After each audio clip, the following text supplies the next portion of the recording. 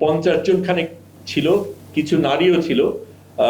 পুরুষরা পুরো কমব্যাট গিয়ারে, মেশিন গান, এক একজনের এক এক রকম মেশিন গান, স্নাইপার বুলেট ও লেজার বুলেট আলাদা ছিল। এবং সেই সময় আমরা দেখি যে আমার উপরে এবং হসিমের উপরে ওই লেজার পড়ছে। আরো প্রশ্নগুলো বুঝাবেন আপনাদের মাঝখানে, সেটা হচ্ছে 8ই অক্টোবর সকাল 6টায় যখন ইসরায়েল বাহিনী আসলো, এর আগে আপনারা জাহাজে যারা ছিলেন টের পেয়েছিলেন কিনা, কিংবা অবশ্যই তো প্রস্তুতি একটা ছিল, এবং এসে ওনাদের আচরণ কেমন ছিল? এবং ওই 2 দিন, যে 2 দিন আমরা আসলে কোনো খবরই পাইনি আপনাদের কাছ থেকে, মানে অনেকগুলো তো ডিটেল আছে ওখানে। ওনারা যখন বন্দিশালায় নিলেন, সেখান থেকে হয়তো বা যা করেছে তার থেকে অনেক নিষ্ঠুর কাজই তারা করেন, নাহলে এত বড় একটা জেনোসাইড ঘটে না। কিন্তু ওনাদের আচরণে আপনারা কি পেলেন, সেই অভিজ্ঞতা যদি সরবে বলতেন। প্রথমেই বলি, আমরা তো আগের থেকে মহড়া দিয়েছিলাম যে আক্রমণ হবে, আমরা ধরেই নিয়েছিলাম, কারণ এর আগে অন্য কোনো ফ্লোটিলা যেতে পারেনি। কাজে আক্রমণ হলে আমরা কি করব সেটার একদম মিলিটারি কায়দায় আমাদের কিন্তু প্রত্যেকের রিহার্সাল করা ছিল। রোল কল, কেউ যদি মিসিং থাকে তাহলে তাকে কি করে খুঁজে পাবে, প্রত্যেকের সাথে আরেকজন, যাতে একজন আরেকজনের খোঁজ রাখে। আবার আক্রমণ যখন হয় তখন কে প্রতিহত করবে, কে স্পোক্স পার্সন হবে, সব কিছু আমরা করেছিলাম।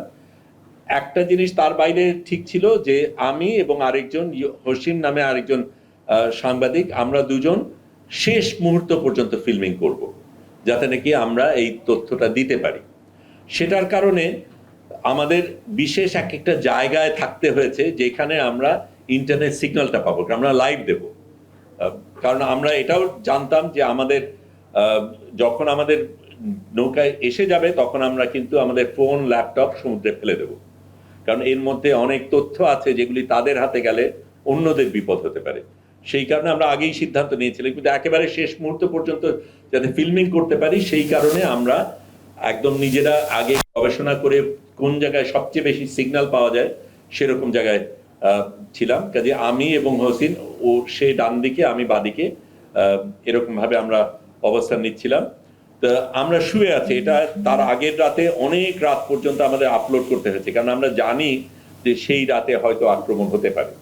কাজে আমরা তখন আমাদের যত ডেটা আছে, তারপর আইক্লাউডে ব্যাকআপ করা, যা যা করার যতটা করতে চেষ্টা করছি।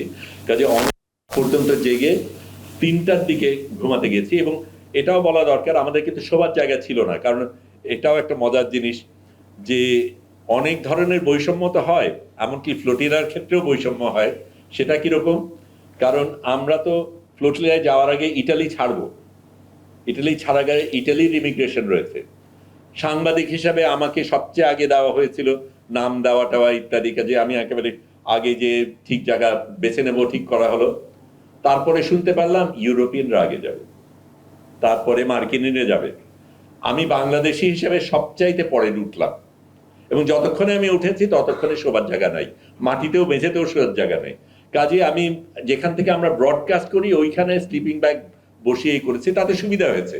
কারণ যখন বলা হলো যে সিগন্যাল পাচ্ছে, কারণ রেডার দেওয়া আছে, আমরা 24 ঘন্টা কিন্তু আমরা মনিটর করছি। আমার নিজেরও ড্রোন ছিল, ছাদে গিয়ে আমরা এদিক ওদিক তাকিয়ে দেখি ড্রোন আছে কিনা, কোনো কিছু হচ্ছে কিনা, রেডারের তথ্য পাই, অন্যদের থেকে আমরা সিগন্যাল নিচ্ছি। তখন হঠাৎ করে ওই সাইরেন বাজা শুরু করলো, এবং হুয়াইরা তখন বলছে এটা কিন্তু আসল, এটা মহড়া না। তখনই তেমন বুঝে ফেলেছি ঘটনা কি। তখন অন্যান্য কিছু না দিয়ে আমি শুধু আমার ল্যাপটপ এবং মোবাইল এই দুটো হাতে নিয়েছি, কারণ এই দুটোকে ফেলে দিতে হবে এবং আমার শেষ মুহূর্ত পর্যন্ত ফিল্মিং করতে হবে। আমি গিয়ে তারপর ততক্ষণ বসছি, ততক্ষণে অন্যান্য জিনিস চলছে, রোল কল চলছে ইত্যাদি। তার মধ্যে আমি অনেক ঝামেলা হচ্ছে, কোনোভাবেই সংযোগ হচ্ছে না। তারপরে খানিকটা একটা অংশ পেলাম, কেটে গেল।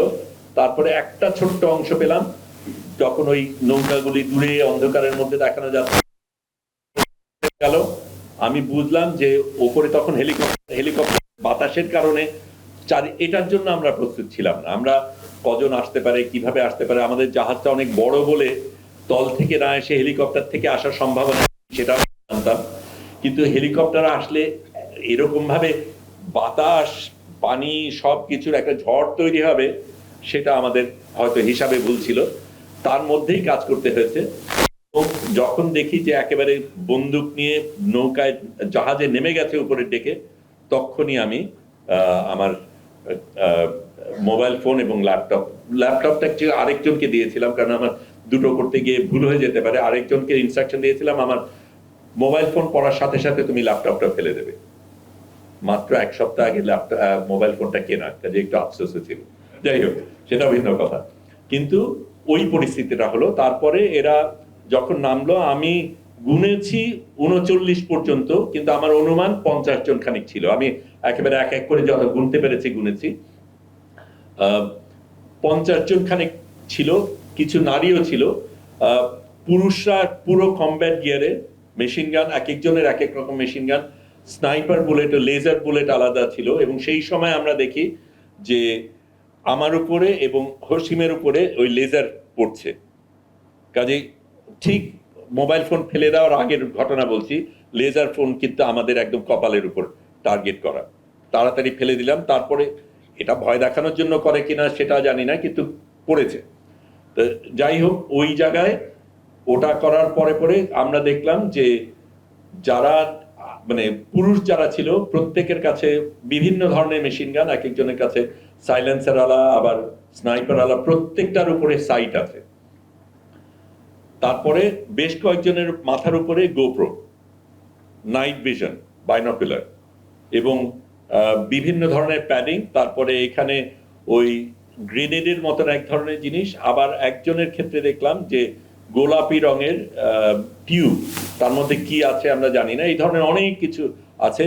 নারীরা যারা ছিল তাদের হাতেও বন্দুক ছিল, তারা কমব্যাট গিয়ারে ছিল না, তারা সিভিলিয়ান ক্লোথে ছিল, কিন্তু বন্দুক তাদের হাতে, প্রত্যেকের হাতেই বন্দুক ছিল। এইভাবে তারা নেমে সারা জিনিসটা দখল করে, আমাদের ভয় তো দেখাই, তারপরে কিভাবে কি করতে হবে সেগুলি বলে, তারপরে আমাদের এক এক করে ভেতরে নিয়ে যায়, নিয়ে আলাদা আলাদা ভাবে আমাদের বড় জাহাজ, কাজে অনেকগুলি জায়গার মধ্যে আমাদের আলাদা আলাদা ভাগ করে তারপরে পাহারা দেয়। আমাদের তো তখন আর যোগাযোগ নেই, এবং তারা কোনোভাবে আমাদের কি করতে হবে, আমাদের কোনো কথা বলার কোনো সুযোগ নেই, কোনো কিছু নেই, কিন্তু একেবারে বন্দুক নিয়ে ওইভাবে দাঁড়িয়ে আছে। আমরা আমাদের কিভাবে বসতে হবে, কি কি করতে হবে সেগুলি বলল। আমি বাকি আলাপে পরে যাই, কিন্তু এই জায়গায় আমরা তখন আমাদের কাছে পরিষ্কার যে এখন আমাদের গাজায় যাওয়ার আর সুযোগ নেই, এখন আমরা সম্ভবত ইসরায়েলি জেলের দিকেই যাচ্ছি।